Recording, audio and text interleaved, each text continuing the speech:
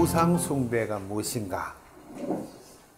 우상이란 무엇인가? 그리고 지금 교회의 본질은 무엇인가? 그래서 성경이 그것을 어떻게 이야기하고 있는가 하는 것을 성서의 형성사와 연관해서 한번 살펴보겠습니다. 성서 형성사죠. 성경을 기록한 동기가 뭐냐?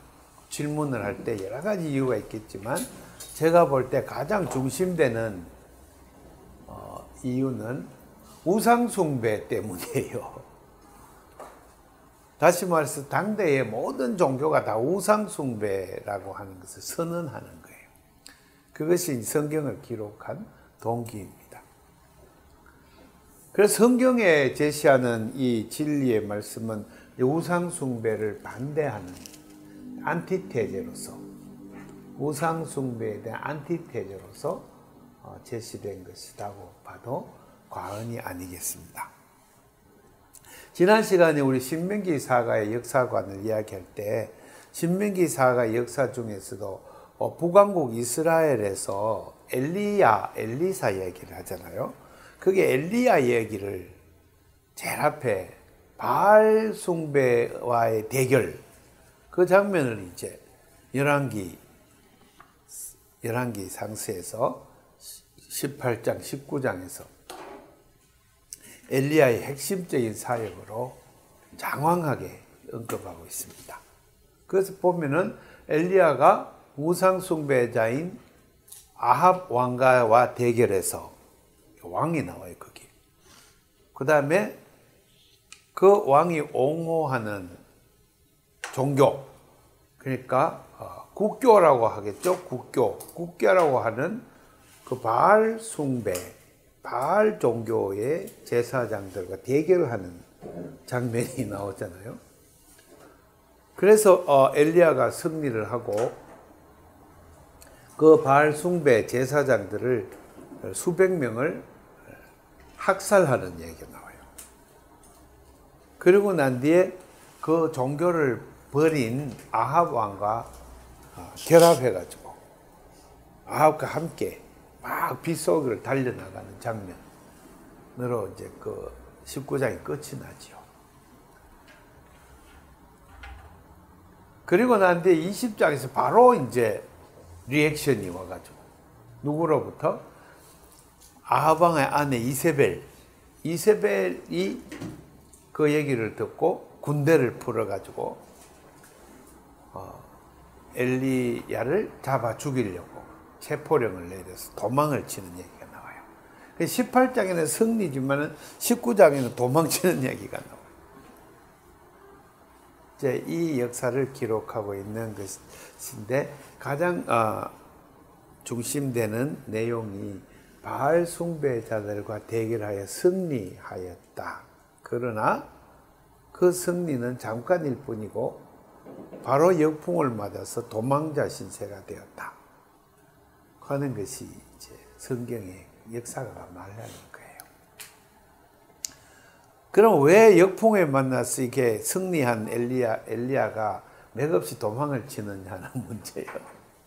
무력 군사력 때문이에요. 예. 그럼 하나님 군사력도 싹 천군천사로 하고 군사를 싹 바알 선지자들을 물리치듯이 왜 싹 안 없애주시나 이런 얘기도 이제 문제 제기될 수가 있어요. 그래서 하나님이 자유자재하신 하나님이 그 이세벨의 군대에 대해서 안 물리쳐 주셔. 왜 그럴까 하는 질문을 해야 돼요. 우리는 성경을 볼 때 질문을 많이 해야 됩니다. 성경에 있는 깊은 그 행간의 뜻을 우리가 캐내기 위해서 질문을 많이 해야 된다. 오늘 이 책을 제가 이제 갖고 나온 거는 종교적 사유의 진화론적 기원, 이렇게 또 해놨어요. 종교적 사유의 진화론적 기원. 파스칼 보이어, 제가 책을 여기 갖다 놨으니까 마치고 한번 보세요. 여기에 95페이지에 질문을 하는데 왜 거의 모든 곳에서 사람들은 종교를 갖고 있는가? 이 질문을 해요. 거의 모든 곳에서 많은 사람들이 종교를 갖고 있다. 왜 그런가? 그리고 왜 종교는 서로 다른 형태를 지니고 있는가? 어떠한 공통된 특징이 있는가? 왜 종교는 사람들의 삶에 그토록 중요한가? 또 대부분의 종교는 왜 종교 전문가가 있는가? 목사, 스님, 임맘 이런 분들이 왜 있는가? 예, 왜 종교는 제도의 형태를 띠고 있는가? 제도. 종교란 제도가 존재하는가? 예. 이런 질문을 여러 가지를 이제 하고 있습니다. 왜 세계에 대해서 생각하는 분명히 좋은 방식이, 효율적인 방식이 많이 있는데 왜 그런데도 종교가 계속 지속되고 있는가? 예. 마지막으로 이런 질문을 던져요. 왜 종교는 그리도 많은 불관용과 그리도 많은 악행을 저지르는가? 역사적으로 이거는 부정할 수 없는 거죠. 종교 전쟁, 살육 막 그냥 많이 있었으니까요. 예. 이런 질문을 이제 던지는 이런 것들이 다 성서 속에 대답이 되고 있다고 하는 거예요. 성서는 그런 문제들을 지금 현대적 제기된 문제지만 이미 고대에 성서는 그 당시 종교들에 대해서 그 당시 일반적으로 편만에 있던 종교들에 대해서 하나님의 그 뜻을 전달하기 위해서 기록된 성경 기록의 성경 저술의 목적이라고 할 수 있습니다. 엘리사 이야기 행간을 가만히 읽어보면은 거기에 바알 종교의 허구에 대해서 지적하고 있어요. 그리고 바알 종교 그 사람들을 다 죽이고 승리를 한 것 같아도 국가라는 체제와 그 종교가 결합되어 있기 때문에 그 종교는 국가가 즉 왕국이라는 것이 존재하는 한 그런 종교는 없앨 수 없다. 성경이 그 얘기를 하는 거예요.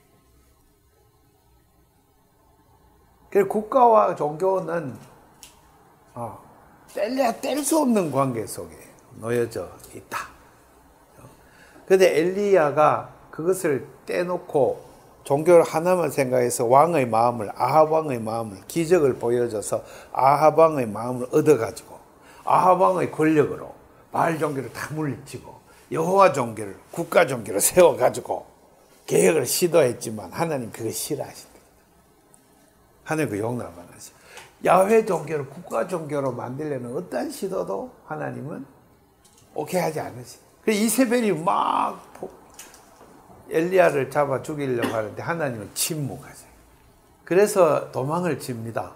저 북왕국에서 국경선을 넘어서 남왕국으로 왔다가 남왕국에서 또 남쪽 국경을 넘어서 브알세바라고 하는 사막 광야로 도망을 쳐요. 굉장히 절망적인 상황이에요. 다시 말해서 군대와 자객이 국경선 넘어서까지 쫓아오는. 군대는 아마 국경선 넘어서 공식적으로 못 쫓아왔겠죠.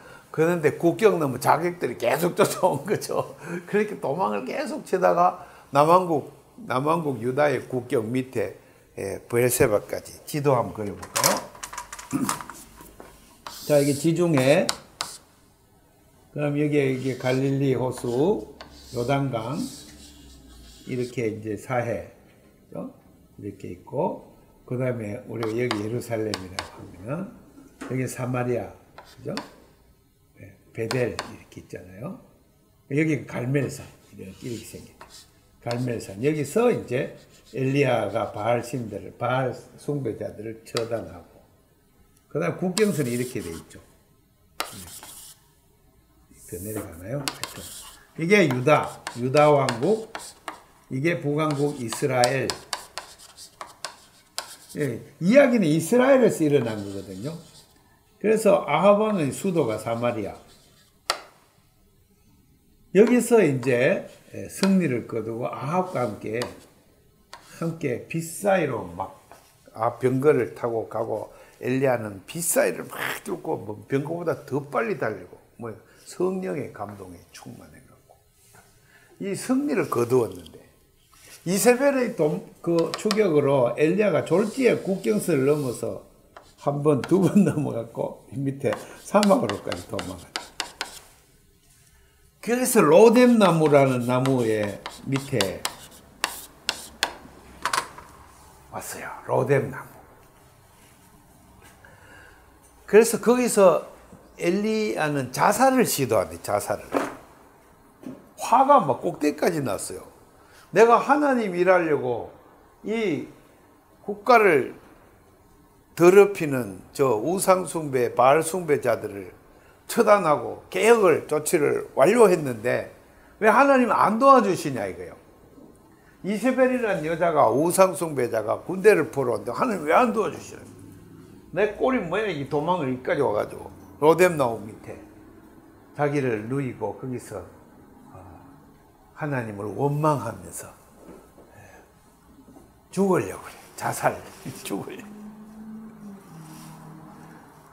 그 성경 읽어보면은 역사에 대해서 완전 절망하는 예언자 엘리야를 볼 수가 있어요. 지금까지도 엘리야에게서는 이 성경 앞에 창세기부터 쭉 내려오는 그런 지식이 아직 없습니다. 엘리야는 이 국가라는 왕국 자체가 개혁하면 뭔가 될 줄 알았어요. 개혁하면 왕도 회개시키고 아합 왕도 변화시키고 아합 왕도 여호와 앞으로 돌아오고 하면은 왕국이 개조된다고 봤어요. 근데 하나님은 그것은 개조되지 않는다 그 얘기를 하시는 거예요.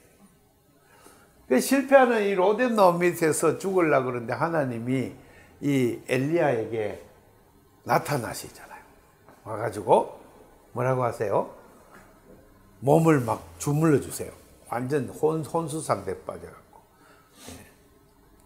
다 죽어가는 엘리야를 막 그러니까 이제 정신을 차렸어. 그래 물을 떠먹이시고 빵도 먹이시고 얘야 일어나라 그랬더니 일어나는 것 같아. 또 픽 쓰러졌어요. 또 깊은 잠에 빠졌어요. 그죠? 그래 하나님이 다시 주물러 줬죠. 두 번째 마사지. 그제서 이제 일어났어요. 하나님 물을 먹이고 빵을 주고 40주야를 걸어서 여기서 걸어서 시내산까지 아마 시내산이 이쪽에 있는 것으로 추정이 됩니다만은 시내 반도가 있는데 확실치는 않아요. 이리 같이 내려요. 호렙산입니다. 호렙. 성경에는 호렙이라고 해요. 호렙산으로 40주야를 걸어서 갔다 이렇게 돼 있어요. 그리고 한 동굴에 이제 들어가서 거기서 하나님을 만나는 장면. 그게 이제 엘리야 이야기의 앞건이에요. 19장에 있습니다. 19장. 18장에는 바알과의 대결에 승리했지만 실패해서 19장에 가서 이제 쫓겨가서 호렙산 동굴에서 하나님을 만난다. 근데 하나님이 처음에는 막 강한 폭풍으로, 파워로 강한 폭풍, 센 바람으로 확 나타나시는 것 같은데 센 바람이 지나가 보니까 하나님 거기는 안 계시더라. 성경에 있어요. 예. 지진 현상, 확 땅이 뭐 흔들리면서 막 무서운 공포 속에 그 무서운 파워 속에도 하나님은 안 계시더라. 이게 뭐예요? 바알신이라는 것은 번개의 신이요, 기후의 신이요, 폭풍의 신이요, 좀 막 이런 거 뭐 그 신들의 개념이 우상숭배자들이 있는데 이런 것들 하나하나 보여주며 그것은 여호와 하나님이 아니다. 제일 나중에 세미한 소리 가운데 여호와 하나님 계신다는 것을 엘리야가 깨닫도록 하나님이 동굴에서 뭐예요? 세미한 소리 콜 이것은요 히브리 말로 콜 이렇게 이 단어를 썼어요. 소리입니다. 소리 voice. 이건 뭐예요? 말씀이죠. 말씀 신학입니다. 말씀 신학.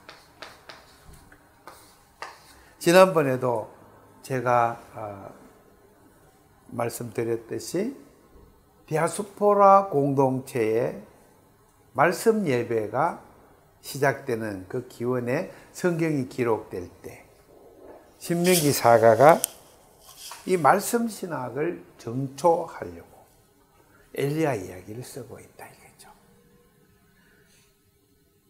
지금 흔히 우리 부흥사들이 많이 해왔는데 바알 선지자들은 막 대결해가 막 승리하고 이것만 이야기 끝내. 하나님 그 얘기를 하자는 게 아니에요. 그 승리는 진짜 승리가 아니라 이 얘기를 하시고 지금 하나님이 누군지를 만나는 이 현장에서 저러한 무력과 폭력과 이러한 자들이 섬기는 바알신과 같은 그런 지진과 폭풍과 번개와 이런 신이 아니라는 거야. 하나님은 말씀의 신이라는 것을, 말씀의 하나님이라는 것을 여기서 엘리야가 화들짝 깨닫게 되는 거죠. 그게 이제 우리 열왕기 상서 19장에 있는 말씀입니다. 그래서 이후로 엘리야가 이러한 무력으로 저들을 쳐부시고 국가를 개혁하려는 모든 시도를 중단해요. 안 해요. 국가 개조의 노력을 안 한다 이 말입니다.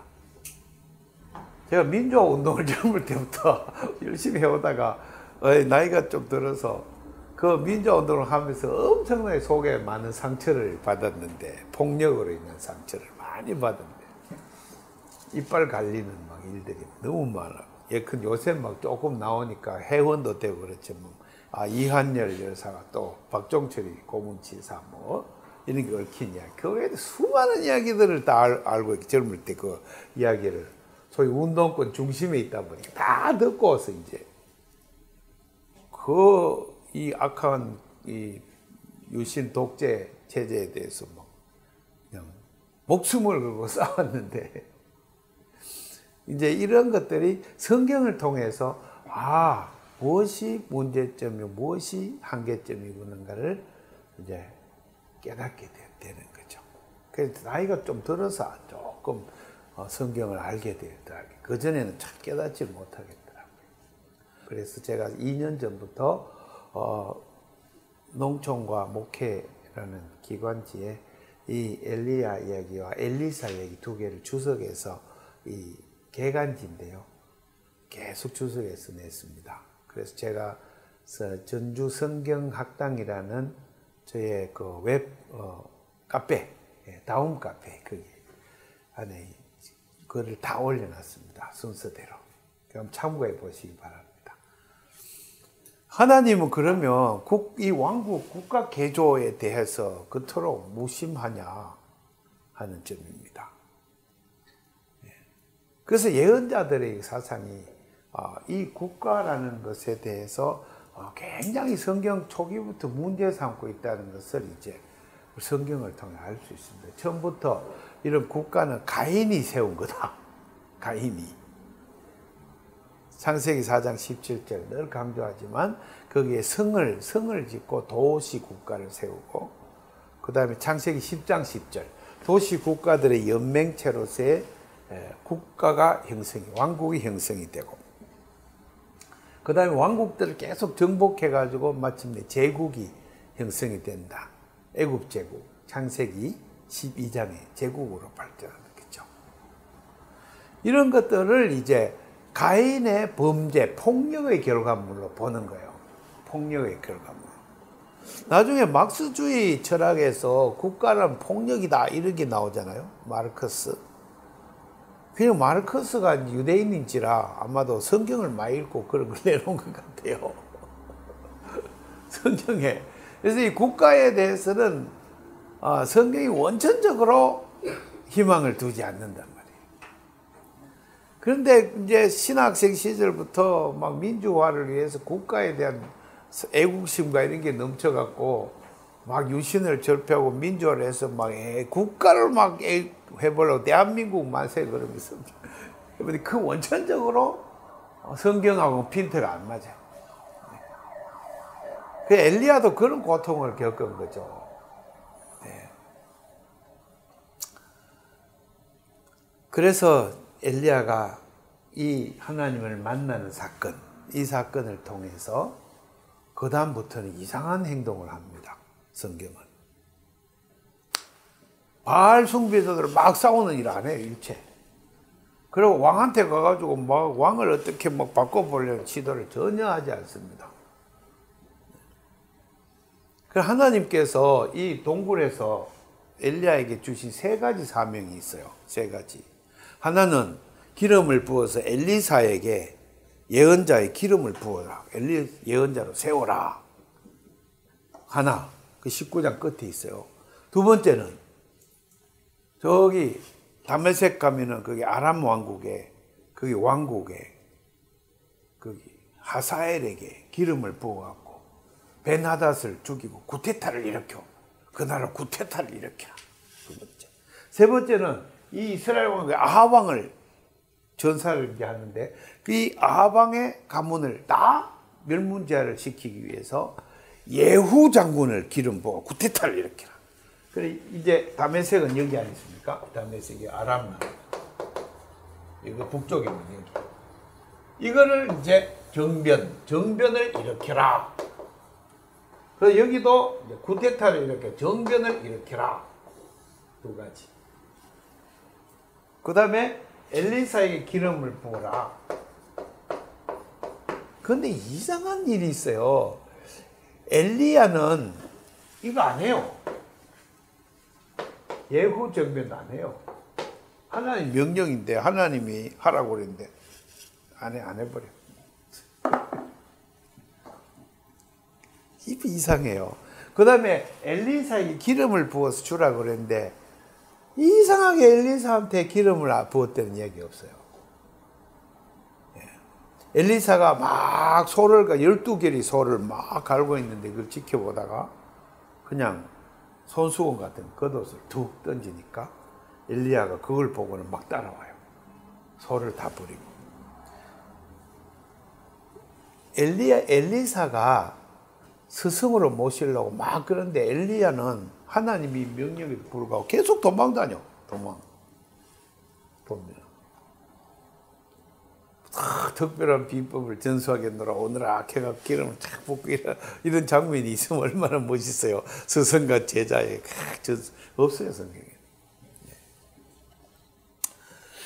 그런데 이제 20장에 전쟁 얘기가 나오고 11개 상서 21장에 가면 나봇의 포도원 얘기가 뜬금없이 툭 나와요. 나봇의 포도원. 거기 보면은 아합 왕이 음모를 꾸며갖고 그 나봇의 땅을 빼앗는 얘기가 나와요. 실제로는 이세벨이 그랬죠. 아합 왕은 아직 양심이 남아갖고 조상들의 전통대로 자기 땅을 못 팔겠다 하니까 병져 누웠어요. 그걸 갖고 싶은데 못 가지니까. 왕인데도 아직까지는 그런 큰 폭력적이지 않다 그거죠. 옛날 여호와 하나님의 그 전통이 남아있어가지고.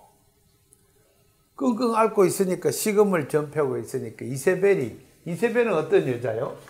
여기 위에 딴데 시돈, 뚜로 이 바닷가에 있는 이방 나라의 공주의 공주. 이 여자가 바알 숭배를 아합 나라에 갖고 온 거죠. 이세벨. 그래서 이 여자가 음모를 꾸며요. 그래갖고는 아합의 도성이 일어나요. 아합의 도성. 거기에 있는 장로들 뭐 유력자죠. 유지들 밀서를 보내가지고 나봇이 여호와 하나님을 모독했다고 거짓으로 고소하게 해서 재판을 열어가 사형언도를 해가 죽였고 그 다음에 죽은 다음에 그 땅을 이제 빼앗아가는 그런 폭력을 이제 저지릅니다. 공권력으로 폭력, 음모를 꾸며갖고 조작해가지고 이제 그 사건이 나와요. 이 사건의 핵심은 어디 있냐면은 아합 왕의 또는 이세벨의 악행을 고발하는 있는 게 아니에요. 그 다음에 엘리야가 등장한다. 거기 초점이 있어요.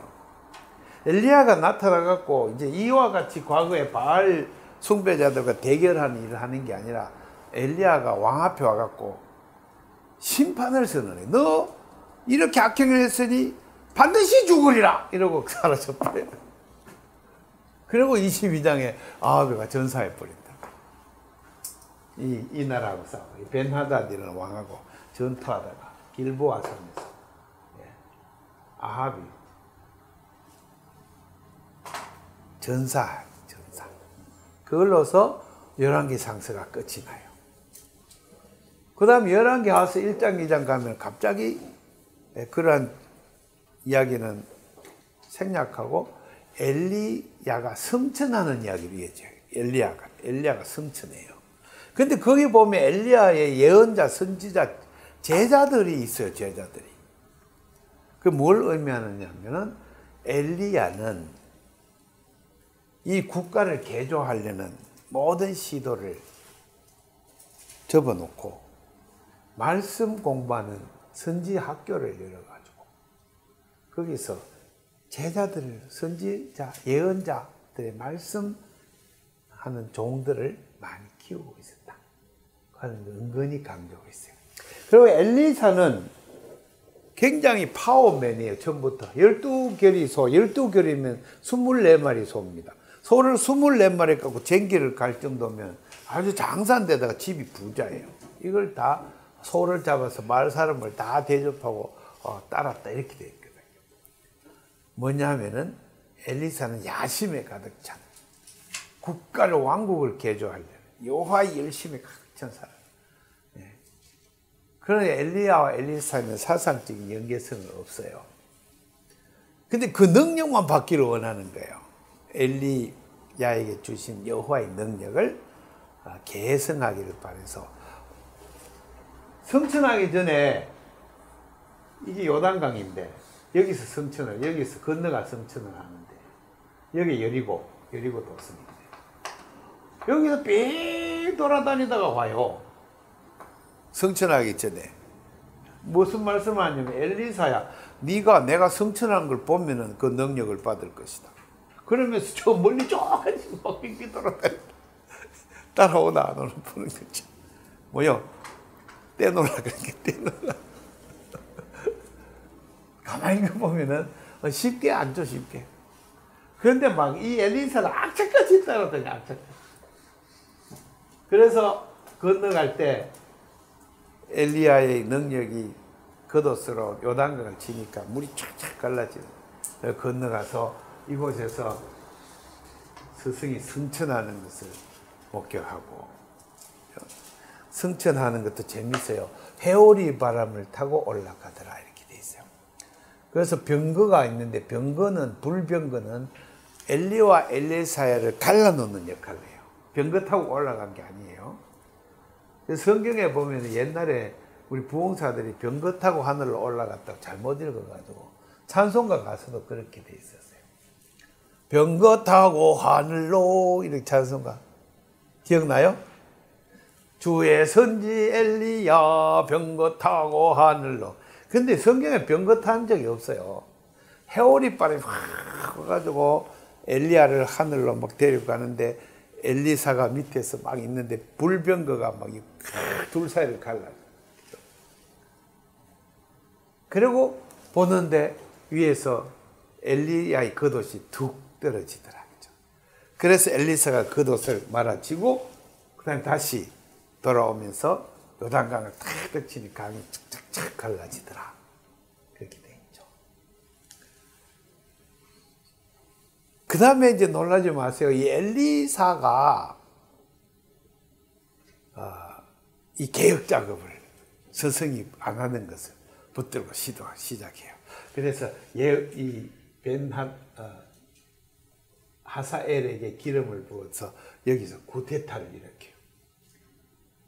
그 다음에 구데타를 일으키고 나니까 이 병든 벤하닷 대신에 아주 힘센 하사엘 장군이 권력을 잡고 나면 강한 군대로 막 더 심하게 쳐들어오는 거예요. 그렇게 만들었어요, 엘리야가. 그 다음에 여기는 이 아합의 아들이 있는데 예후란 장군이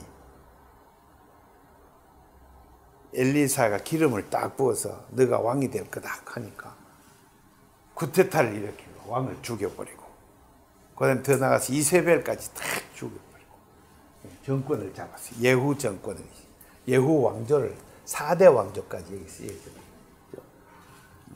이 아합 왕가를 전부 전멸을 시켜요. 엘리야를 이은 엘리사의 개혁 작업입니다. 그래서 소위 국가를 완전히 뒤집어 엎는 데까지 나갑니다. 그런데 방금 이 책에도 질문하듯이 또 질문을 또 던져야 돼요. 그랬는데 과연 바뀌었느냐 하는 질문을 또 해야 돼요. 왕조를 바꿔놨는데 이제 새 세계가 열렸느냐 하는.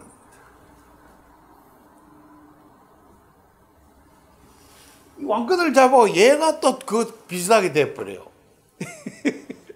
권력을 잡고 교만해져가지고 비슷하게 이제 폭력을 행사하고.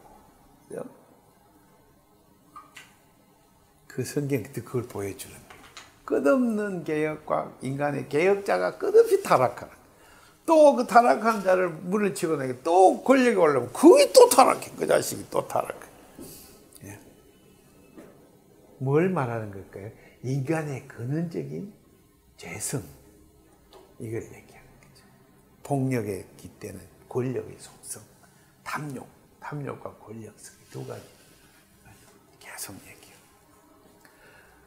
아까도 말씀드렸듯이 이 국가의 기원은 가인이 세운 거라. 가인이 아벨을 죽이고 그 폭력의 근거에서 여호와 앞을 떠나서 국가를 세웠기 때문에 근원적으로 국가는 여호와 하나님의 뜻과 전혀 반하는 인간의 죄의 산물이다 하는 것을 성경이 선언하려고 수많은 사례를 들어서 역사를 기록하고 있다. 그래 엘리야는 하나님의 그 명령을 듣고도 안 해요.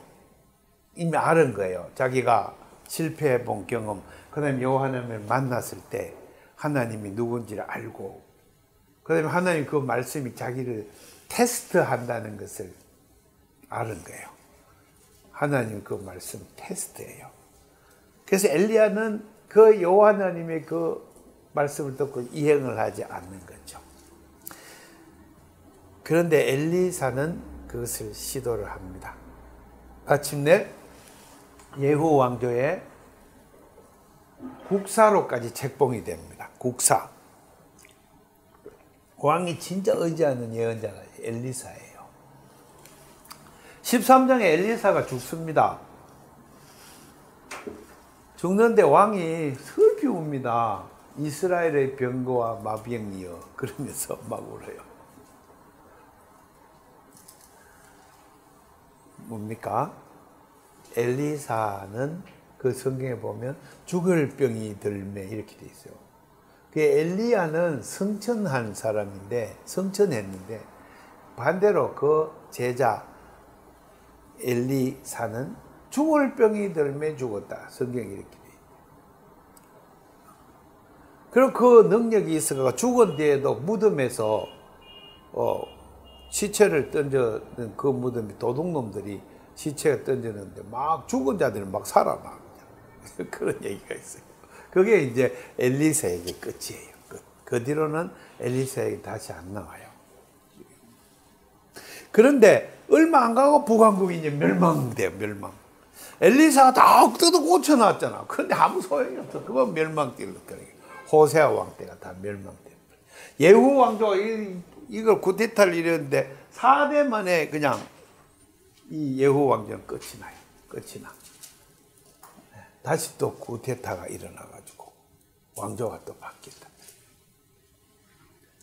이런 것들을 역사를 이제 신명기 사가가 포로기 자기가 왕조를 지배자로서 왕조를 운영해 보던 사람이 노예를 부리던 노예주의였던 사람이 그리고 국가에 대해서 무한한 기대와 국가에 대한 한없는 애정을 쏟고 있던 이 사람이 국가가 멸망한 다음에 노예로 끌려가가지고 그리고 거기서 역사에 대한 새로운 각성을 하면서 글을 쓰면서 다른 소망, 다른 대안, 알터너티브를 제시하려고 하는 거예요. 국가 말고 다른 알터너티브를 제시하려고.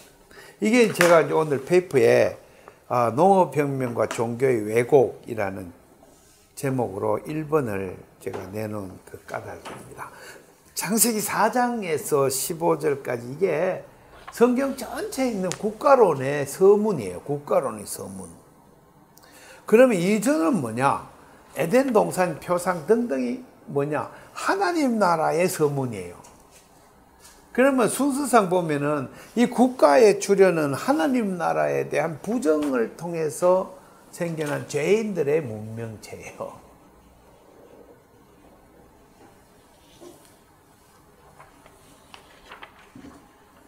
이것이 이제 성경이 기록된 배경이며 또 성경을 기록한 목적이라 하겠습니다. 그래서 예수님이 사역에 있어서 아무리 연구해봐도 예수님의 사상은 딱 두 가지다. 불투만의 그 연구에 1. 하나님을 여호와 하나님을 믿는 신앙. 1. 예수님이 그거 하나 있었고, 둘째로 예수님이 계속 이야기한 건 하나님의 나라. 하나님 나라가 무엇이냐? 그거 두 가지밖에는 역사적 예수가 말한 게 없다 이거예요. 이때 하나님 나라 가까웠으니 복음을 믿으라 할 때 이 하나님 나라는 도대체 뭐냐 하는 거예요. 뭐 때문에 그 많은 비유를 들어서 계속 복음서에서 하나님 나라의 이야기를 하며, 그 다음에 바울 사도는 뭐 때문에 그 골치 아픈 이야기를 의인론, 칭의론이라는 걸 들어서 믿음으로 말미암은 의, 구원, 이걸 갖다가 계속 얘기하냐는 거예요. 하나님 나라는 뭐냐? 여기에 이제 성경의 모든 주제가 거기에 쏠려 있고 그 얘기를 하려고 한다는 거죠. 그러면 제가 이제 이 읽으면서 오늘 이야기하려는 이야기의 핵심은 교회론이에요. 교회론. 교회는 인류의 문명사에서 문명을 주도해 온 국가라는 이 체제에 대한 안티테제로 지상에 출현한 것이다. 교회의 기원. 그리고 이 교회는 예수님이 교회를 창설 안 했기 때문에 예수님은 교회란 제도를 만든 적이 없어요. 교회는 오늘날 같은 형태와 제도로 된 것은 어쩌면 성경이 원하는 게 아닐 수 있다 이거예요. 장로교, 침례교, 로마 가톨릭교, 이거는 성경하고 어쩌면 반대되는 우상숭배일 수가 있지 않을까 하는 질문을 던지는 거예요. 성경을 보면서. 원천적으로. 하나님 나라는 세속 국가에 대한 완전한 대안체제로 제시돼야 되는데, 지금 교회는 국가에 대한 충성된 동무, 동력자로 존재하고 있어요.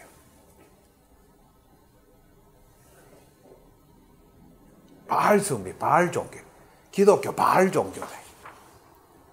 자꾸 이래 보이는 거예요. 눈에. 성경을 공부하다. 매일 성경 공부를 그토록 열심히 하는데 지금 나이가 이제 좀 들고 보니까 자꾸 그런 생각이 드는 거예요. 이 교회 원천적으로 타락해 있다. 이걸 종교개혁을 암만 해봐도 헛방이다. 이런 생각.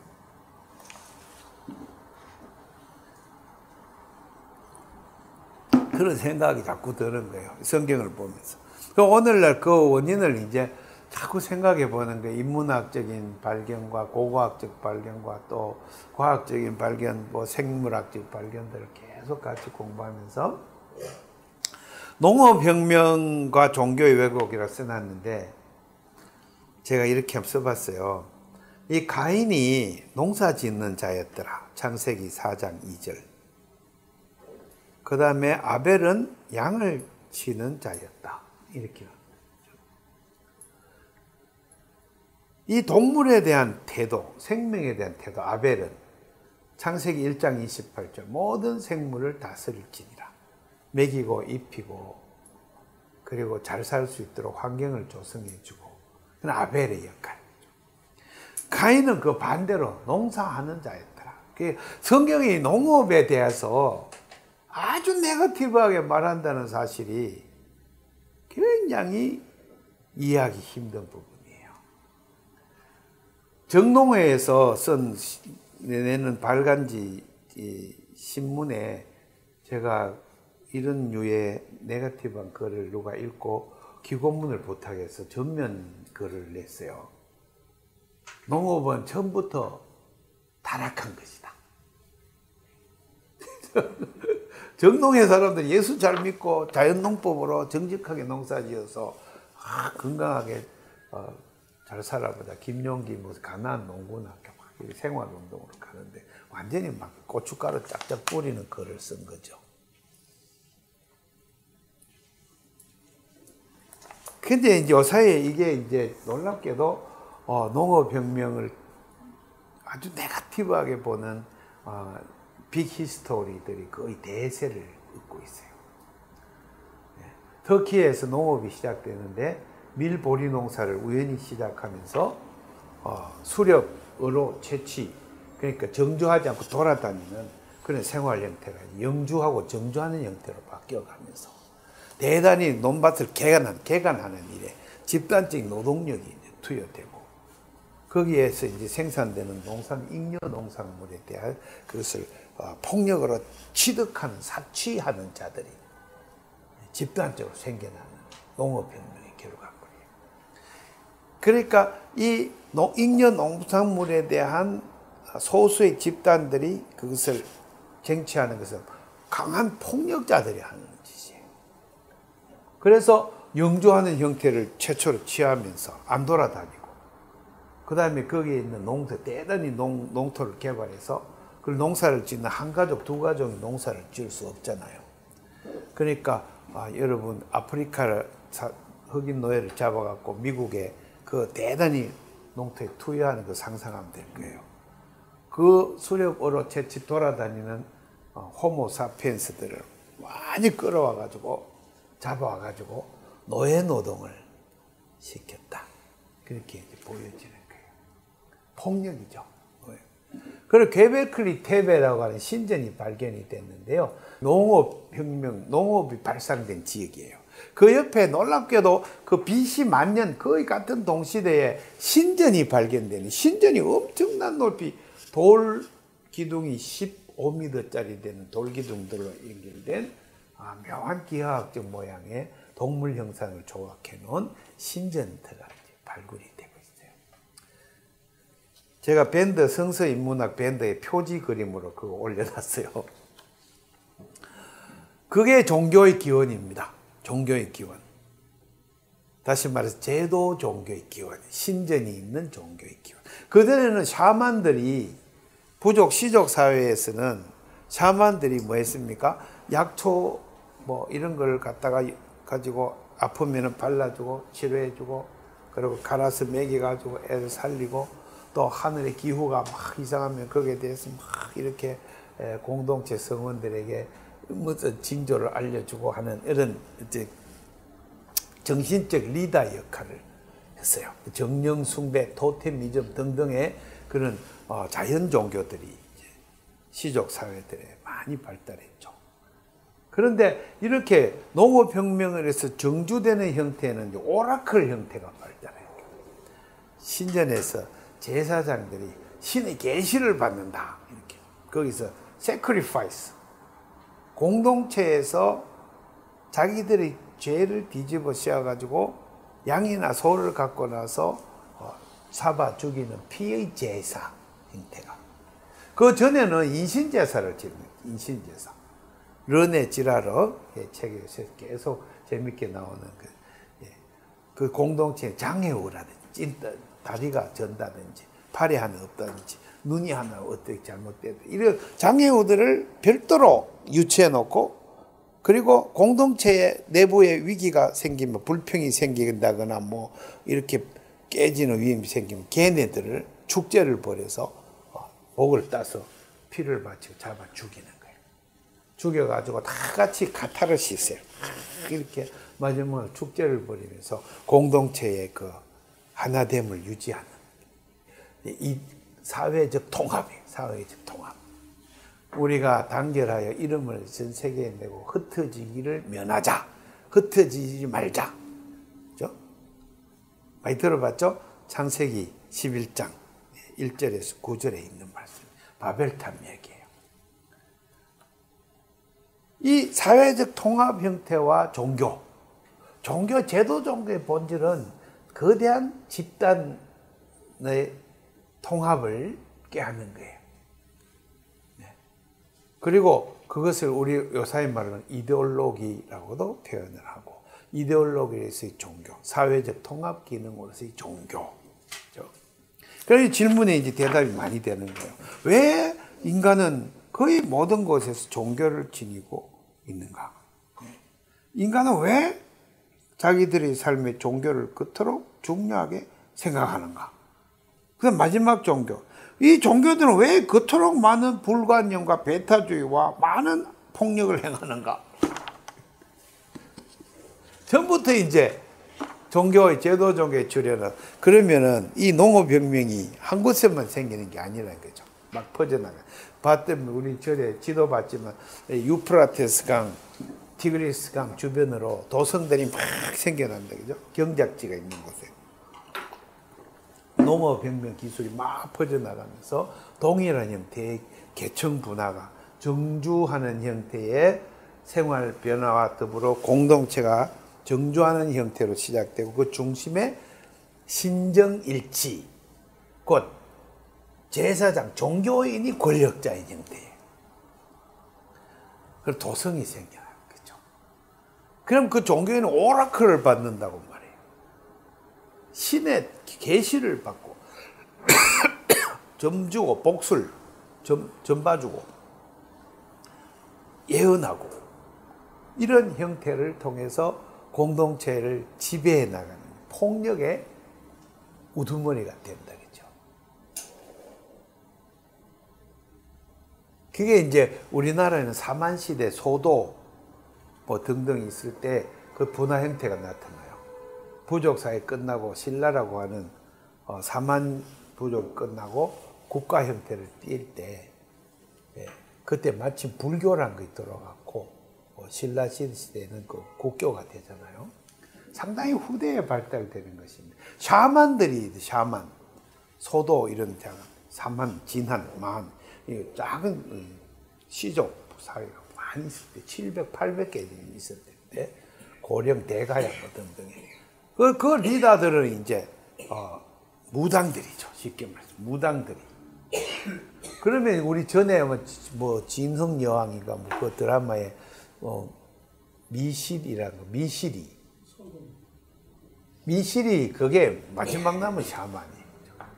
리더로서 샤만, 권력 싸움이 일어나가지고 여왕하고 여왕 싸움 붙어가지고 마지막으로 샤만이 도태되고 소위 말해서 재정 분립의 왕권과 중선의 불교라고 하는 두 가지 종교로 분립되어서 서로 역할 분담을 국가의 그 출현, 그죠?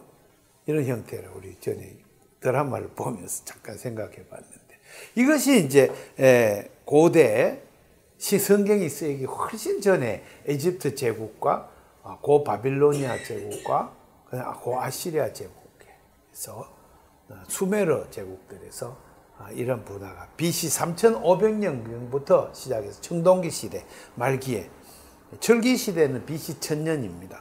까지 지속되고 출애굽 사건이 BC 1250년 요새 이렇게 보는데 이 1250년경에 이르러서 이러한 성경의 자료로 사용되는 노예들의 해방 사건이 터져나오는 거죠. 이때까지는 노예들이 막 끽소리도 못하고 계속 억압당하고 지배당하고 생산의 주체자로서 대접도 한번 못 받고 계속 유한계급과 이 왕권을 쥔 권력자들에 의해서 유린당해온 그런 역사를 그건 2000년 가까이 이어져 내려왔습니다. 이게 이제 4대 문명의 발상이라고 한다, 그죠? 우리는 제도 교육에 학교에서 배울 때 이 4대 문명 발상을 위대한 문명의 발전이라고 이렇게 배우는 것은 아주 잘못된 관점, 성서적으로 보면 매우 잘못된 관점이에요. 이 4대 문명 발상은 바로 도시 국가의 출현과 같이 우상 종교들과 연합해서 이루는 인간의 죄와 폭력의 역사예요. 중국 역사도 가만히 보니까 마찬가지더라고요. 하나라, 주나라, 상나라. 그 뒤에 내려온 준추 전국 시대로 쭉 내려오고 엄청난 전쟁의 소용돌이 속에서, 폭력의 소용돌이 속에서. 유교도 그것에 대한 하나의 안티테제로 굉장히 많은 노력을 하고 있는 걸 볼 수가 있어요. 불교도 마찬가지고. 이런 기독교의 근원이 되는 이 성경이 이 디아스포라 BC 500년경에 비로소 이제 제일 초본 신명기 사가의 제1초본이 만들어지고 그 뒤 200년 뒤에 역대기 사가 근거한 오경이 이제 완결이 되면서 역사에 대한 새로운 비전, 새로운 희망, 그 뭘까요? 국가가 없는 상황이죠. 이미 유다 나라를 망하고 헬레니즘 제국이 막 들었었어요. 페르시아 제국도 망하고 헬레니즘 제국이 확 들어선 이 제국의 치하에서 말씀 공동체에 최종적인 희망을 두는, 그리고 그 말씀 공동체에 삶과 가치관을 전체를 규정해주는 역사관을 세우는 그 책이 성경책이라는 것을 우리는 연구를 통해서 요새 거의 결론에 거의 도달하고 있어요. 그러면 이제 성경은 근본적으로 공동체론입니다. 어떤 공동체론입니까? 세상과 거꾸로 살려는 사람들의 모임이에요. 거꾸로 살려. 예수님 보세요. 거꾸로 사시잖아요, 예수님. 과거 시험 봤어요, 예수님? 무슨 제도교육 뭐 했어요? 바리새 문화에 들어갔어요, 예수님이? 예. 거꾸로 로마 제국의 질서에서 거꾸로 살아가신다. 그 로마나 팍스는 뭡니까? 본질이 폭력 아닙니까? 국가의 폭력. 그리고 그것을 지탱하는 모든 종교들, 신전들, 도시들마다 있는 신전들, 아폴로 신전, 제우스 신전, 모든 신전들에 대한 안티티, 그 우상 숭배, 황제 숭배, 단연코 거부하는. 그리고 하나님 나라야말로 역사의 유일한 비전. 이것은 국가를 마침내 이기는. 국가란 말은 그 당시엔 존재하지 않았으니까요. 그럼 뭐라고 표현해요? 헬레니즘에서 코스모스라는 용어를 표현해요. 코스모스. 호코스모스. 도시국가는 코스모스입니다. 전에도 한번 말씀드렸지만 세상으로 번역해요. 우리말로. 코스모스 질서입니다. 질서, 우주, 조화. 질서, 우주, 조화. 도시 국가 안에 사는 사람들은 코스모스예요. 질서 정연해요. 제식 훈련하면요, 좌향자, 우향할 다 줄도 맞춰 갈 줄도 알고요. 근데 저 숲속에 사는 야만인들은요, 제식 훈련을 하려면 애먹어요. 좌향자해도 한목에 안 돌아가요. 왼쪽 좌향이 삐뚤고 막 서로 줄도 삐뚤하고. 그죠? 야만인들은 그래서 질서가 없기 때문에 세상이 아니에요. 이 세상은 신이 내려준 우주적 질서이기 때문에 이 도시국가 안에 사는 사람들이 신의 백성들이에요. 하나님 나라죠. 헬레니즘이 말하는 하나님 나라예요. 제우스의 나라, 올림푸스 신들의 나라, 신전이 있는 나라, 이거. 예수님 시대.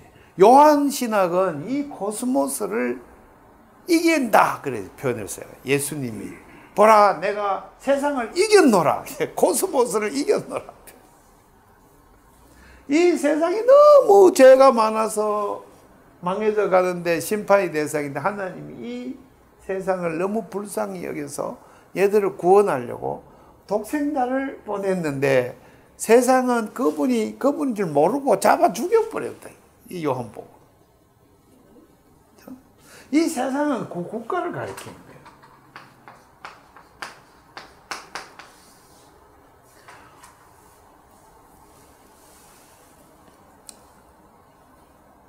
그래서 그러면은 예수님이 말씀하시는 이 국가에 대한 안티테제로서 얼터니프 대안으로서 국가의 대안으로서 교회.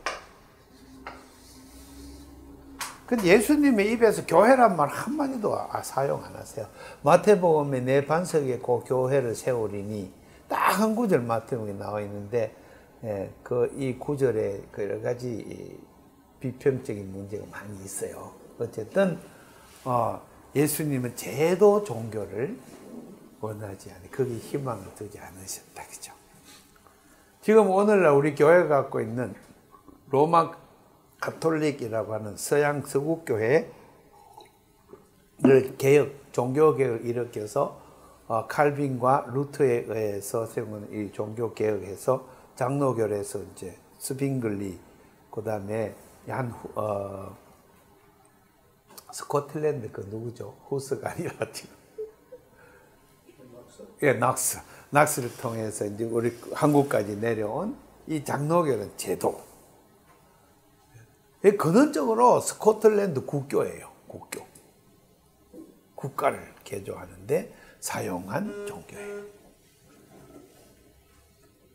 칼빈의 거기 또 제네바라는 근대 국가를 로마 봉건주의 또는 또 절대 왕정주의에 대해서 반대해서 시민 민주주의 국가를 세우는 기제로서의 개혁교회 세우는.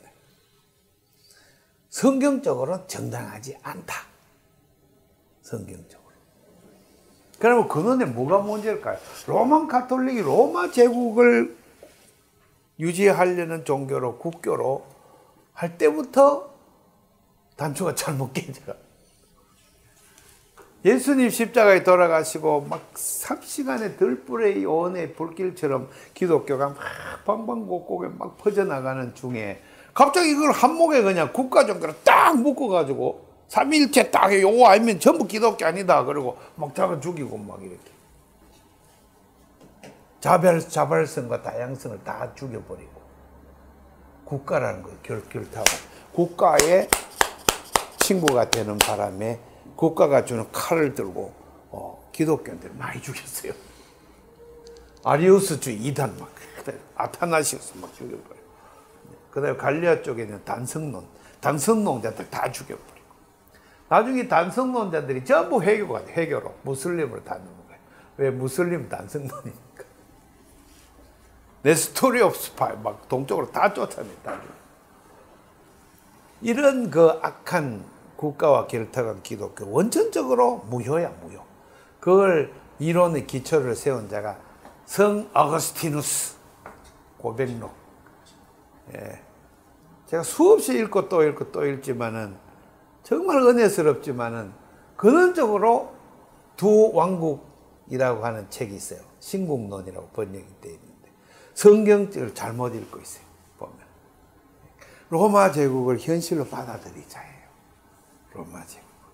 그런데 원래 기독교는 그런 게 없어요. 그는 수많은 묵시적 언어로 붉은 용, 사탄 이렇게 표현하는 거예요. 로마 제국의 폭력을. 예. 그래서 정당화시키는 것이 로마 교황입니다. 그래서 그러면 근원적으로 모든 제도화된 종교는 성경이 말하는 우상숭배다. 그리고 이 제도에 종속되어 있는 모든 종교인들은 바알 숭배자와 같다. 꼭 성경적인 묵상을 진행시킬 수밖에 없어요. 변명할 수가 없다. 종교를 갖고 자기 자신의 삶을 전개하고 먹고 살고 종교를 통해 갖고 행하는 모든 행위들, 사회 통합적 기능까지 다 그것은 성서적이지 않다. 이런 결론을 자꾸 내리면 심기가 엄청 불편해져요. 목회하면서 자꾸 생각하는 거예요. 아, 그래서 사람을 참 많이 모으는 목회는 절대로 하지 말아야 되겠다. 왜? 사람을 많이 모으면 거짓말이 들어가게 돼 있어요. 인간의 언어학적 연구 결과. 픽션 또는 허구를 자꾸 내세워줘야 돼. 예수라는 기표를 사용해갖고, 예수라는 이름의 기표를 사용해서 그것을 통합적 기능으로 끌고, 인간들을 자꾸 끌고, 목적 없이 끌고, 뭐 할래? 물으면 영혼 구원시킨다고. 근데 이 말 자체가 성경에 없어요. 이데올로기죠, 이데올로기. 그 예수라는 기표, 그것을 이용해서, 그 기호를 이용해서 수만 명씩 끌어모아가지고 자기가 권력자가 되는 거예요. 이게 고대부터 있었던 종교적 속성이에요. 발숭배, 우상숭배예요, 그게. 그래서 사회적으로 반사회적 기능을 나타내잖아요. 그죠? 막 자선행위하고, 막 돈도 많이 쓰고, 막 가는 사람 많이 돕고 해도 결과적으로 보면은 그것이 다 자기 확장의 결과로 나타나고, 예수님 하신 말씀, 너 이 땅에서 존경을 받으면 하늘에 가서 칭찬받을 게 없다 그랬더니 땅에서 막 유력인사, 존경받는 사람 되고. 그래서 반성경적인 것입니다. 성경은 이와 같이 엄청나게 혁명성을 내부에 그 자체 안에 간직하고 있다. 그래서 하나님 나라의 도래, 또 하나님 나라의 이 본질은 이 역사의 이 국가주의가 끝이 날 때, 비로소 이 땅에 완성될 것이다. 성경 그렇게 말합니다. 그걸 묵시적 언어로 요한계시록에 표현이 되어 있는 것을 볼 수가 있습니다. 그러면 오늘 어떻게 해야 되냐? 성경을 어떤 관점으로 증언하고 성경에 난 예수를 어떻게 증언할 것인가? 집단적으로 많이 끌어모아갖고 세력화하지 않도록 노력해. 한 사람 한 사람 예수와 직접 만나가지고 이 호렙산에서 엘리야가 하나님과 만나듯이, 최근에 제가 생각하고 묵상하는 개념이 하나님과 우리 사이에 관한 공부, 하나님과 우리 사이에 관한 공부, 이게 기독교인이 하는 공부다. 그럼 하나님이 누구냐 공부해야 되고, 그 다음에 나는 우리 속에 있는 거니까 공동체, 우리가 무엇이냐 하는 공부, 이 공부가 정체성에 대한 공부 사이에, 하나님과 나의 만남의 사이니까 이 사이에 관한 공부를 하는 것이 기독교인이 하는 공부다. 그렇죠? 그러면 이건 뭐예요? 도 닦는 거죠. 도 닦는 공부야. 도를 닦아요. 모든 성도들이 교회에 와서 세례받고 영혼 구원받아 고백을 하면은 이와 같이 공부하는 사람으로, 하나님과 우리 사이에 관한 공부에 전념해서 공부하는 사람으로 만들어야 된다. 이게 이제 진짜 안내자로서 여호와 하나님의 사랑하는 초대교회의 사도와 같은 사도의 직분을 계승받은 자로서, 사도의 직분은 우상숭배 종교하다가 완전히 달라요. 삶이. 바울 사도는 계속 돌아다니면서 이 마을 저 마을, 이 도성 저 도성으로 가면서 가는 데마다 말씀을 전하고 말씀 공동체를 세우고 또 가시고 하시고, 베드로도 마찬가지고, 브리스킬라와 아킬라도 그랬고, 그죠? 모든 사도들, 요한도 그랬고. 이것이 현대 문명에서 소위 목사라는 분들이 이제 전취해내야 되는 삶의 양식이 아닐까. 그래서 여기서 이제 개혁이 시작된다. 목회자들로부터. 그래서 제도화된 종교 굉장히 위험스럽게 여기고 항상 반성하면서 제도화되지 않으려고 부단히 자기를 해체해 나가는 그런 기독교. 그 기독교야말로 영혼의 불길처럼 퍼져나갈 것이고 국가와 결탁되지 않은 기독교야말로 모든 국경을 넘어서 인간의 고통스러운 현실 속에 보편성으로 연대로 퍼져나가고 그래서 선교가 저절로 이루어질 것이다. 이게 이제 서구 기독교의 한계를 넘어서야 된다. 얼마 전에 콜럼버스 자료 올려드렸죠. 콜럼버스 우리 밴드에 콜럼버스 1992년인가요? 그 영화 나와가지고 콜럼버스의 그 위대함, 불굴의 정신, 개척 정신, 그 다음에 과학적인 정신, 지구가 둥글다고 하는 확신. 그 영화 제일 앞에 보면 지구본이 있어요. 지구본. 그 당시 이미 지구의가 존재했더라고요. 그래서 둥그니까 반대로 가면, 육로로 가면 너무너무 힘드니까 배를 타고 바람을 타고 반대로 가면 빨리 동양에 다다른다. 불굴의 과학적인 이성의 뭐 이런 걸 강조했는데 사실은 그게 다 거짓말이란 말이에요. 실제로 원하는 건 금을 채지, 금을. 금 구하려고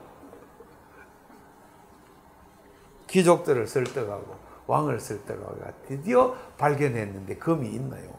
그래서 3번이나 왔다 갔다 하면서 그러면서 그 원주민들을 갖다가 노예화시키죠. 그 다음에 금광을 채우기 위해서 무지막지하게 한 부족을 다 씨를 말리는 일을 하게 되죠. 그게 또 기독교 이름을 하는 기독교 이름을. 그래서 사고가 뭐예요? 중세 기독교인들은 서양 애들만 인간이에요. 저기 있는 바바리 인디안 이런 사람들은 인간이 아니야. 하나님 창조한 게 아니에요. 그건 동물의 일종으로 본 거예요. 그걸 괴물이라고 표현하는데, 괴물.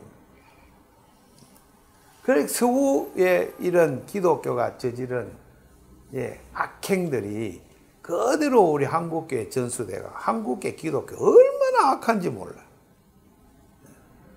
배타주의에 선봉해 있고 남을 급히다면 정죄하고 서양 애들에게 똑같은 형태의 선교를 지금 원주민들에게 오염시키는 계속.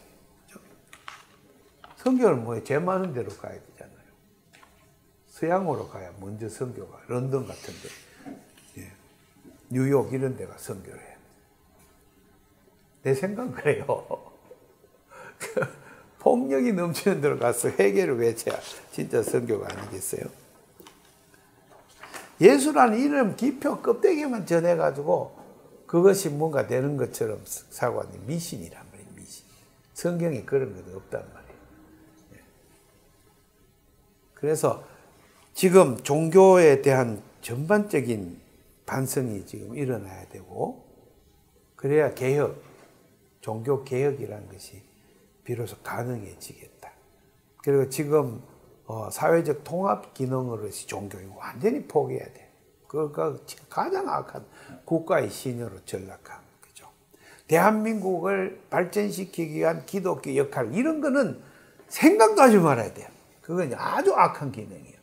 그러면 이제 종교가들이 권력가들하고 손잡고 같이 밥 먹고 청와대 왔다 갔다 하면서 악한 짓을 저지르게 돼 있어요.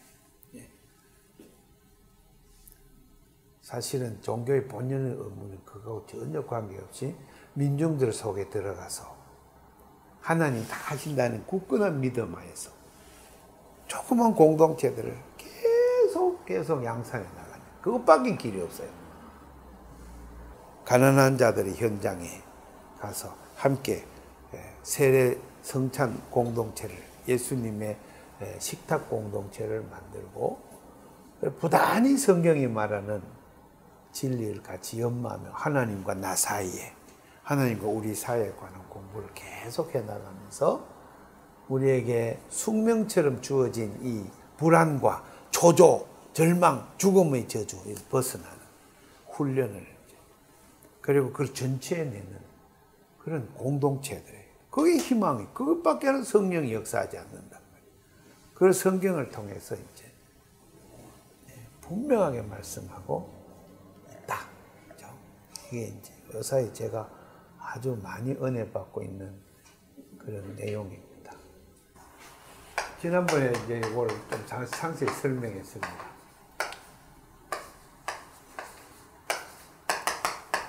펠셀, 어떤 물건을 조삭하여 만든 것, 나무를 깎아서 만들거나 또 돌을 깎아서 만들거나 하는 거죠. 펠셀, 그래서 이 번역을 새긴 우상이라고 번역했어요. 새긴 우상. 출애굽기 20장 4절. 10계명이죠. 그 다음에 출애굽기 34장 17절. 여기 가면은 뭐가 나오냐면은 마세카라고 나와요. 마세카. 마세카를 만들지 마라 이렇게 돼 있어요.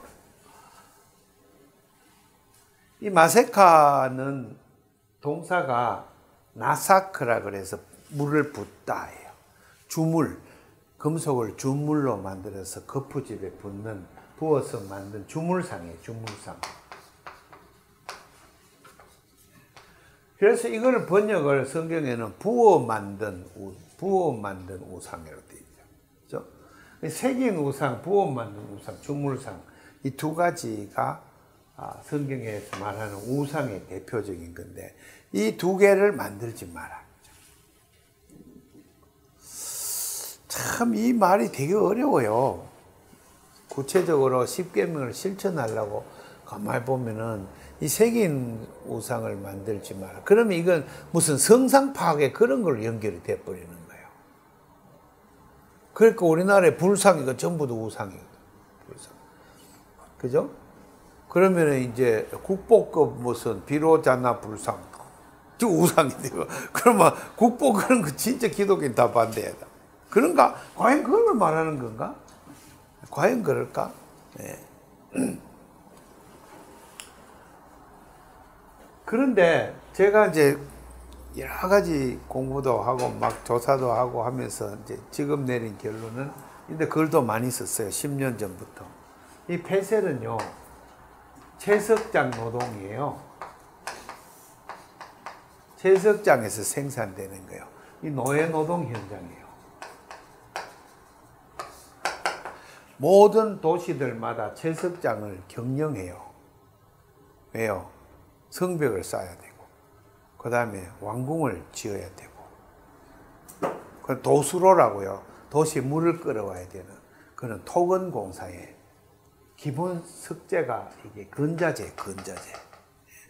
그래서 이거를 만들기 위해서 노예 노동을 투여합니다. 노예 노동도 그냥 투여하는 게 아니라 수천 명, 피라미드 그거 세울 때 기록을 보면 노예들로 수만 명을 동원하는데, 고고학자들 중에 이런 사람이 있어요. 노예들이 지금 노예처럼 고생을 한 게 아니다. 무슨 말 하는 거예요? 잘 미기고 잘 입히고 그랬다. 성경은 전혀, 성경의 출애굽기에 고통이 하늘에서 묻혔다 이렇게 했어요. 하나님이 하늘에서 저들 고통 소리를 들으시고 모세를 불러서 그대로 구원하여 주시고. 그래, 이 사람들은, 학자들이 이런 사람들은 노예 노동을 한 번도 경험 안 해봐가지고 노예 노동이 뭔지에 대한 감각이 없는 거죠. 그 다음에 소위 말하는 문명을 주도하는 사람들은 이 문자로 주도된 기록들은 다 권력자들이 남기는 역사 기록이에요. 전부. 거기에 세뇌가 돼 있어요. 세뇌가. 문명의 세뇌가 돼 있어요. 배울수록 그래서 더 악해지는 거예요. 제도 교육에 학위를 많이 가질수록 더 악해지는 것 같아요. 저도 박사학위 있어갖고 엄청 악하다는 것을 항상 자성하고 있어요. 노예들은 기록을 안 남기니까 그들의 고통 이야기는 성경에 있을 뿐이에요. 네. 성경의 독보적이에요. 그 점에서. 네. 노예 해방을 이야기하는 건 성경밖에 없어요. 종교관이.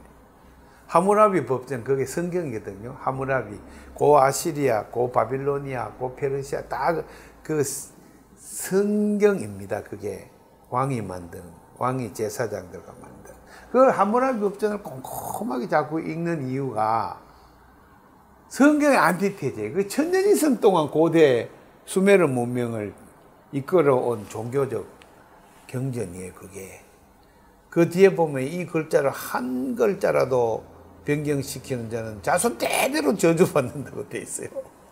천년일수록 개정이 안 되고 그건 쫙 내려오는 거예요. 뭐요? 거기에는 노예에 대한 규정이 상당한 분량이 있어요. 노예들을 갖다가 엄격하게 다스리는 거. 노예들이 도망가면 막 그냥 끝까지 잡아가지고 그냥 처단해야 돼요. 노예들에 대한 규정이. 성경하고 완전 정반대예요. 다시 말해서 고대 노예제 사회를 정당하게 세워주는 종교 이데올로기예요. 그것이 우상 종교의 본질입니다. 우상 종교의 본질. 네. 사회적 모든 불평등과 부조리를 정당화하는 기제, 종교적 기제, 그 우상이에요. 그러니까 우상에 대한 어떤 심리학적이거나 철학적인 지금까지 관찰은 다 틀렸어요. 성서적이 아니에요. 인식론적인 우상이에요. 이것도 아니에요. 우상의 근본적으로 마세카 이건 뭐예요? 광산이 있어요. 광산 노동. 철과 구리를 캐는 광산 노동. 혹독한 노예 노동이 그 동이죠. 철, 구리. 이거는 창세기 4장에 벌써 나와요. 라멕이 20절 이하 도성에다가 구리와 철을 캐서 거기에 각종 기구를 만들었다. 그때 각종 기구란 말은 무기 생산을 말하거든요. 근원에서 도성이라는 것이 생기고 도시국가가 생기면 반드시 무기 생산 체제하고 연결이 돼 있어요. 오늘날 모든 국가마다 상군 복합 체제, 우리나라에 창원에 군산 체제가 있잖아요. 군수 공장. 미국에는 전 세계를 움직이는 파워맨들이 이 무기 산업이죠. 대통령도 왔다 갔다 바꾼대요. 네. 시나브로 이라크 저런데 전쟁 일으키고 무기 팔고 하는 그 무기상들. 문명의 아주 핵심적인 요인들 이끌고 가는 동력이 다 무기상들, 상인들. 중세 전쟁사를 읽어보는데 정말 배경에 배를 만들고 함포를 만들고 막 이 전부 상인들이 뒤에 딱 버티고 있어요. 엄청난 부를 누리는 상인들이죠. 전쟁을 이 광산으로 본질이. 이러한 것을 고대 노예제 사회의 가장 기초가 되는 생산 당지자들입니다. 이 사람들을 고대 종교들은 영혼이 없는 동물 이렇게 봤어요. 네페시가 없는 영혼이 없는. 영혼은 누구가 있느냐? 신의 은총을 받은 자, 도시의 시민권을 가진 자, 영혼이 있어요. 아리스토텔레스마저 그렇게 글을 썼어요. 아리스토텔레스. 그게 헬레니즘의 본질이에요. 세상을 정당화하는 것이 헬레니즘이요. 세상을 정당하고 세상의 운영 체계를 고도로 발달시킨 게 헬레니즘 철학이란 말이에요. 그거를 인문학이라는 이름으로 엄청 공부를 해요, 요새. 성경은 안 보고. 그래서 세속적인 사고방식 막 계속 발달해, 인문학 공부만 하면. 그래서 성서인문학이라는 말을 제기하는 것은 그런 세속적인 인문학에 대한 안티테제를 지금 제가 강의로 제시하는 거예요. 플라톤 열심히 읽어봐요. 뭐예요? 결국은 폴리스를 어떻게 잘 운영할 것이냐. 그 얘기만 하고 있어요. 정의, 폴리스 안에 정의예요. 귀족과 가진 자들이 정의예요. 노예들 정의는 한마디도 안 해요. 노예들을 위한 정의. 왜? 얘는 네페시가 영혼이 없기 때문에. 네. 영혼 불멸도 가진 자들만, 지배자들의 영혼 불멸이에요.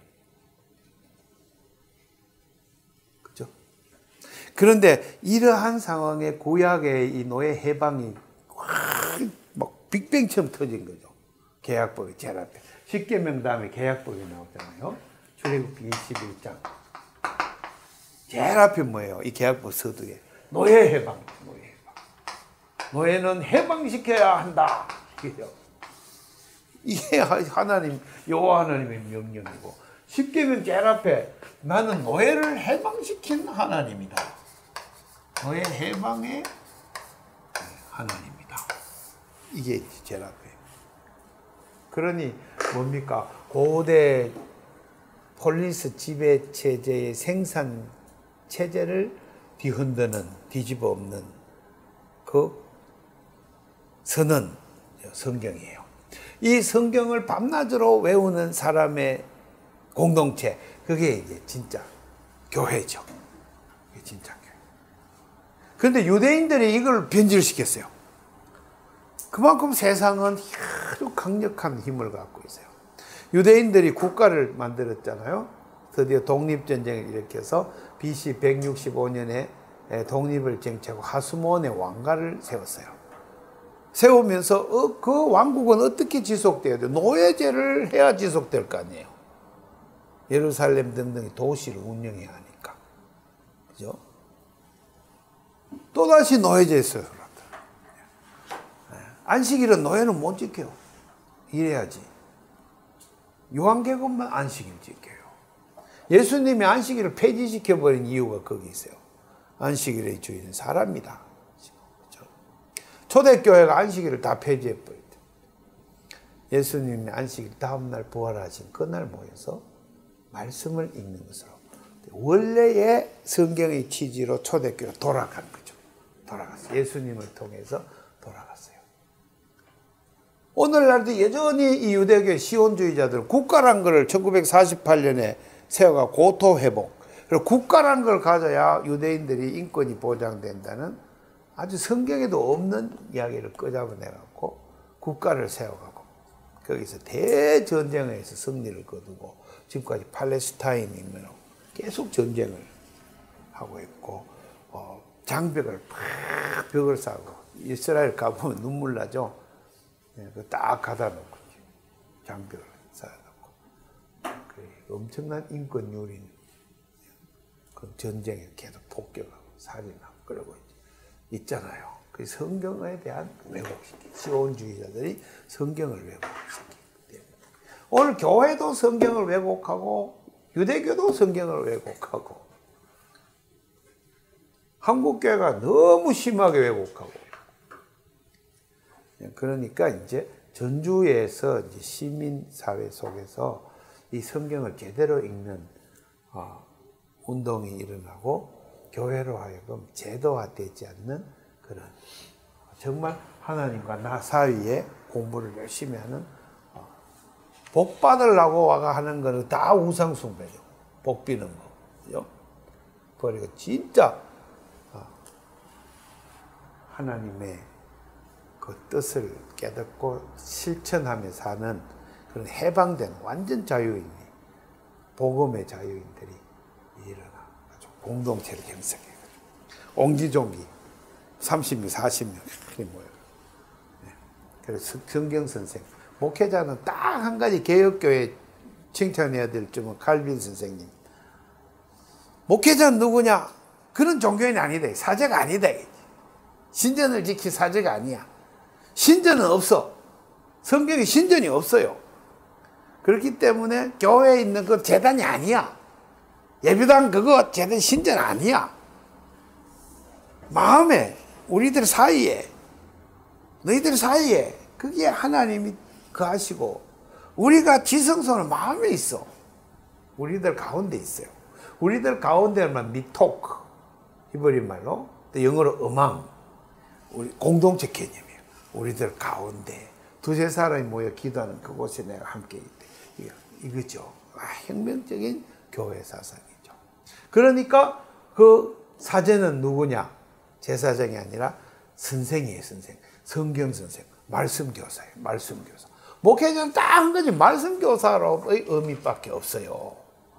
여기에 뭐 갖다 대놓고 뭐 복주는 무슨 신관처럼 막 그냥 행하고 무슨 부흥사들이 막 다니면서 목회자를 신령하게 막 그냥 신격화 시키고 그 자기한테 뭐 사과상자 하나 갖다 주면 복받는다 하고 막 그냥 물론 말씀 교사인 선생님한테 학부형이 또 학생이 제자가 예의상 이렇게 명절 지내세요 하고 떡 한 대 갖다 주려면 참 아름답죠.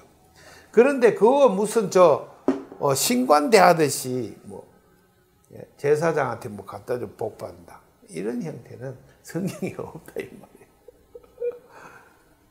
그러니까 목회자가 자기 이상을 오로지 말씀을 가르치는데 초점을 두고 말씀 공부에 전념하고 그 외에 엉터리 같은 그런 미신적인 전통을 다 잘라내버리고 교인들을 비록 10명 안 돼도 20명 안 돼도 진짜 교인을 만들어갖고 정말 말씀으로 공부에 거듭나가 사랑으로 막 뭉쳐진 그런 교회를 만들어 나가요.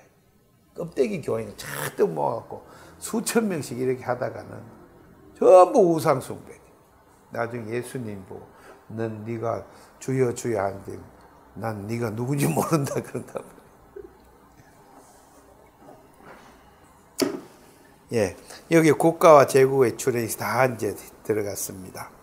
국가 권력과 우상 종교 길타. 이것도 근원적으로 토지 문제까지 다 들어가면 성경에 너무 라디칼하기 때문에 감당을 못해요. 성경에는 토지는 희면법 등등을 보면 토지 사유를 인정 안 해요. 성경은. 모든 토지는 하나님 거다. 딱 그렇게 선언하고요. 네가 무슨 네 땅이라고 그러느냐. 딱 그래. 성경은 그렇게 나가요. 막 요새 문제 되잖아요. 뭐 최저임금을 올려줬더니 뭐 그냥 영세업자들이 막 죽을 지경인데 막 반 막 그냥 속이 막 상한다. 왜? 임대료 막 하늘까지 치솟는다 이제. 성경에 그 임대료 건물지가 내 거라고 등기하고 임대료 받아 먹으란 말은 성경에 없잖아요. 고대라서 없다? 아니에요. 그는 고대에도 다 권력자들이 땅을 자기가 분점해가지고 땅 차지하려고 전쟁을 계속 일으키고 땅에 나온 토지 소산물로 계속 부를 축적하고 그게 전쟁의 원인이잖아요. 성경은 근원적으로 그걸 차단하고 있어요. 오늘날에도 이 자본주의 사회에 사유재산이 인정되고 법적 헌법으로 보장하고 있는 이런 시대지만 기독교인들은 이런 국가의 헌법을 더 초월해서 사는 훈련을 해야 된단 말이죠.